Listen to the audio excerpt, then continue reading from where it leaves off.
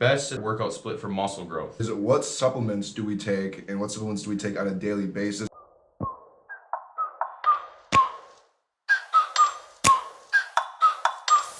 Like, ride with me if you ride with me, you can slide with me if you feel like 550 on the 5 sticky, come get high with me, that's a deal, right? Ride with me if you ride with me, you can slide with me if you feel like 550 on the 5 sticky, come get high with me, that's a deal, right? That's a deal, right? That's a bet, right? What's going on, guys? Nick and Addie here from P Street Fitness, and today we're going to be doing a little Q&A for you guys. Just going to answer a few questions that we find that we get asked most often, and questions that we kind of like people to maybe just know about or know the answer to before they ask us, because those are the most common questions we get. But yeah, other than that, we're just going to try to speed through these questions, not try to go into too much detail. But yeah, so we're just going to get straight into it. So first question. First question is, how old are we? And I'm 19. And I'm also 19. And then we're both sophomores. This might as well just answer two questions in one. Yeah. We're both sophomores, and we go to UW Whitewater in Wisconsin. And somebody asked, what are our majors? So my major is K through 12 physical education, health education, and an emphasis on coaching. Little boys. I have a major in human health and performance, soon to be kinesiology though, and I have a minor in strength and conditioning. Next question is, how many years have you both been training? So I'm going on my 7th year training, actually. In the summer will be like the start of like my 3rd year. Oh, okay. So I'd say probably just under 3 years. Yeah. Serious like bodybuilding style lifting though. I've always like worked out just. Right. So another question is, best/favorite workout split for muscle growth. And okay, so this one, plain and simple, there's not one best workout split for muscle growth. I just did a post on this on Instagram. You guys can go check it out. But whatever you can adhere to for long periods of time, whatever you enjoy, whatever your body responds best to for muscle growth, do that program. If it is full body split, if it is a bro split, if it's a 3-day split, push-pull legs, upper lower, try them all out. Whatever you get the best results on, stick with it. You can try it. You can try any program you want. It's gonna be whatever you put into it. You'll get out of it whatever 100%. you put into it. But personally, my favorite right now, just that I enjoy most, is push-pull legs. Kind of, it's a variation. It goes legs, push, pull, push, legs, and then Saturdays is push and pull.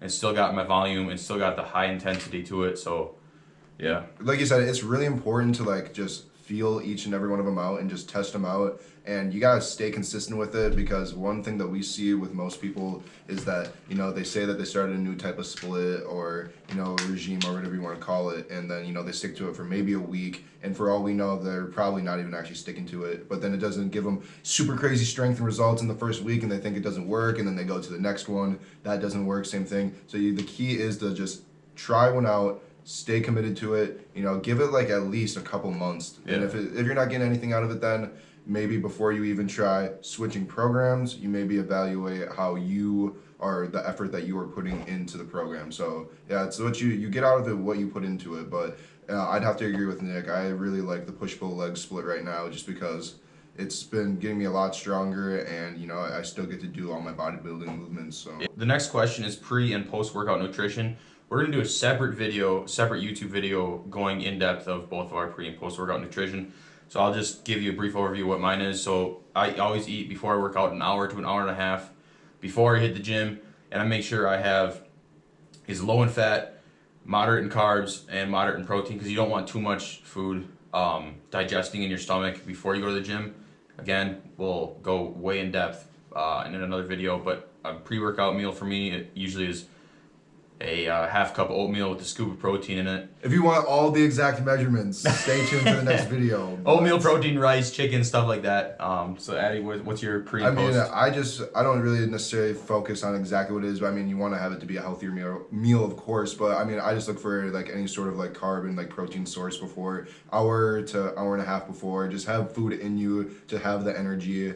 I mean, there's some pretty basic things out there. Yeah. We'll get into all the specifics, but yeah, just something to get me filled up so I have energy for the Yeah, gym. stay tuned.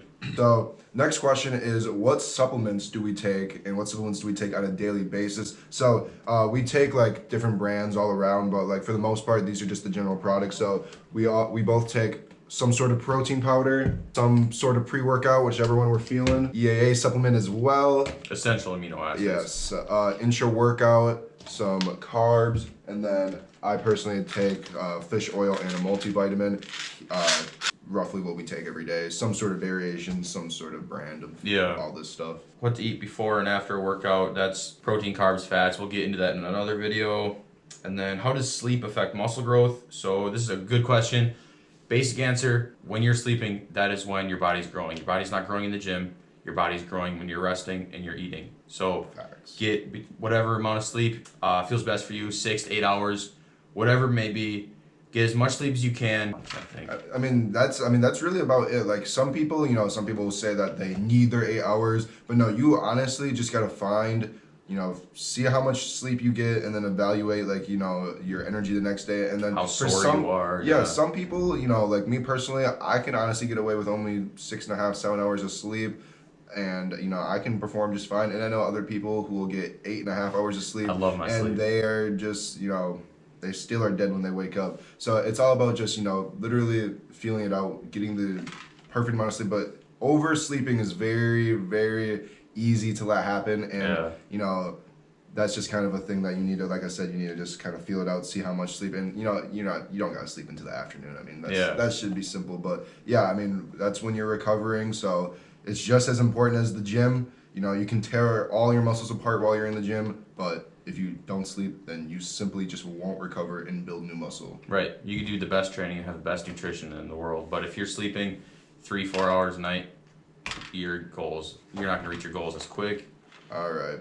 And then so somebody asked, do your protein macros change when you're cutting? So my protein macros do not change when I'm cutting, because when I'm cutting, I like to adjust my carbs first and then my fats, because you want to have your protein as high as possible to spare your body's protein, which is your muscle. So my protein is always on a daily basis, even when I'm lean bulking, above 300 grams of protein a day. Some people are going to argue that is too much. Some people are going to argue that's not enough. For me, that's perfect amount. So when I'm cutting, I do not drop my protein. If I need to adjust anything, it's going to be my carbs and my fats. Okay, and then the next question is, do you track your calories / macros, and what is your guys' current macros or daily caloric intake? Now, for me personally, I don't exactly track really anything, but I do like to be very, very consciously aware. So like everything I'm eating, I always eat kind of the same thing. So, I just kind of remember what I ate, because I already know what's in it, and so I just try to be very conscientious of that. But when you get into the more it's more important to you, Nick will kind of explain that. But so I do track my macros and my calories on a daily basis, even when I am lean bulking. And so right now my carbs are above 300 grams, fats are around 50 to 60 grams, and my protein is around 340 on average. Some days I'll get to 370, which is excessive, honestly, in my opinion. I'll just look at my FitnessPal and be like, oh God, I'm way above my protein macros. But all in all, on a daily basis, I'm consuming around 3,500 plus calories. I like doing it. Some people will say that in the off season or when you're bulking or lean bulking, you don't need to do it. I like doing it because I know what to adjust if I'm not feeling good one day, if I'm not feeling in the gym. I look back, what did I eat? Where might have my digestion problems came from? And of course, when I'm cutting, it's extremely important, because then I know exactly what to adjust if I'm not losing fat fast enough, or if I'm losing fat too fast. I just think personally, for me, it keeps me accountable to what I'm putting in my body and helps me reach my goals. So next question, we get this question quite a bit actually, is what is the best form of cardio? Now this is another one of those things where it's honestly kind of depending on the person, but at the same time, it's more or less it's really just finding what you like the most. So I know that me personally, I can do anything from bike to the stair stepper to an incline treadmill. I think those are probably the most common ones. Yeah. The key thing, and I know this really ticks off Nick Justice, is when anyone does any sorts of those kinds of cardio or whatever, they love just to hang on to the machine. And the point of cardio, stair stepper like this. The point of cardio, we're doing it to burn calories, and you're not going to burn as many calories when you're making the cardio easier for yourself. When you make it as hard as possible on yourself, making your core stay engaged, making your arms be engaged, your legs are moving, your whole body's moving, you will burn more calories like that, rather than just posting up on the stair stepper and simply maybe doing some like Tapping your high feet. knees. Yeah. And if you're listening and you're on the treadmill with the 15 incline and you're holding the freaking thing like you're competing in the Olympics for uphill skiing or something, no, just stop. Walk normally, have your arms swing, and you're gonna sweat more. Your heart rate's gonna get up faster. So don't try to make it easy on you just because the machine says you're burning this amount of calories. The machine doesn't know your body or your metabolism. Man, we just went off tangent there. So next question, what does calories in versus calories out mean? So we always tell people when they're asking us when they're cutting, bulking, anything that's just in terms of their weight, we always say that your body weight and like how shredded you are, all that stuff is simply calories in, calories out. We took that straight from our guy, Greg Doucette. Our doctor, Greg Doucette. Personally our doctor, but it's exactly what it is. So when you consume food, you are consuming calories. So that's the calories in part, and then calories out are the calories you're burning. So when you are exercising, literally just walking, moving, you are burning calories for the most part. And so we always get asked, how can I lose weight, or maybe I can't gain weight? It's all about how many calories you put into your body versus how many go out. Exactly. I'm just gonna leave it at that. You cannot out-train a bad diet. You can train so good, have the best training in the world. You can hire a great personal trainer, but if you're eating like shit on the weekends, you're gonna be fat still.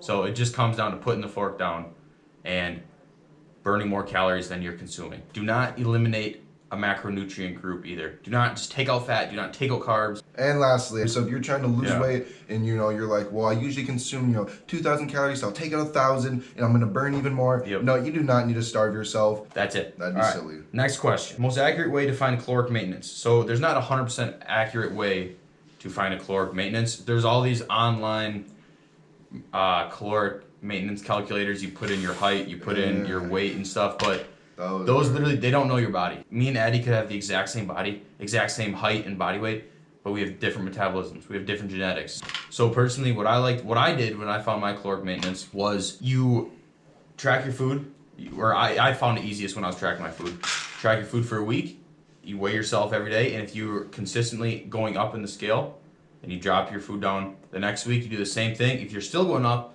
you drop your food down a little more, or if you track your food for a whole week, you track all your calories and macros, and you're dropping weight, add some more food in. And then when you find an exact amount, this takes time though, it's like an experiment. When you find an exact amount of food, exact amount of calories, or a range that you're staying at a consistent weight throughout the week, that is your baseline, your caloric maintenance right there. The maintenance calories your body needs to maintain that weight.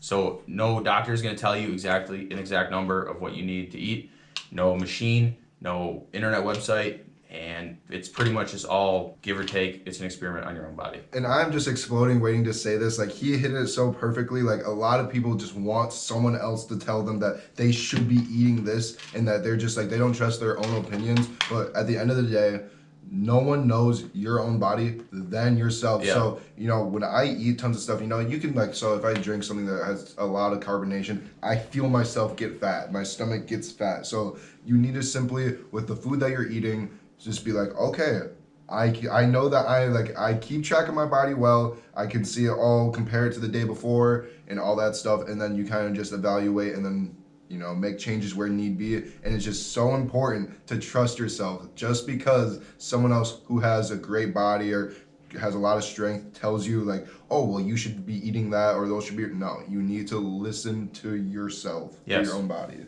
100%. Last question. I'm gonna leave this one for Addy. Addy, how do you apply progressive overload when you're training?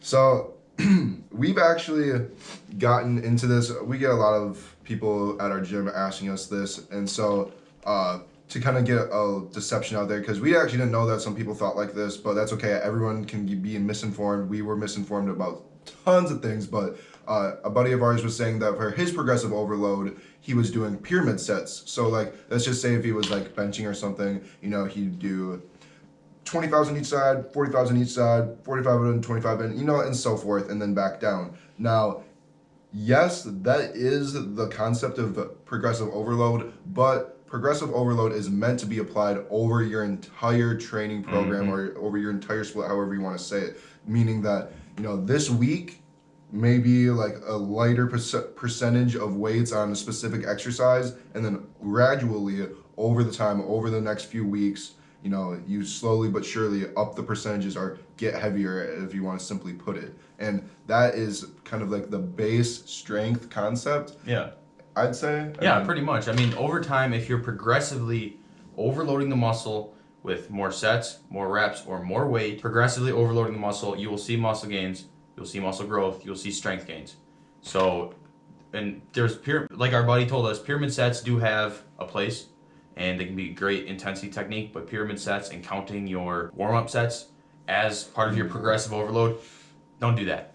Your working sets over time should be progressively overloading the muscle. That's why I always write down the weight that I'm doing, the sets that I'm doing, because I can look back at it. Okay, this week I'm feeling stronger. I got to do more weight than I did last week. So just train harder. And Harder. A really important thing in there too is that you will reach plateaus. Yeah. He reaches plateaus. I reach plateaus.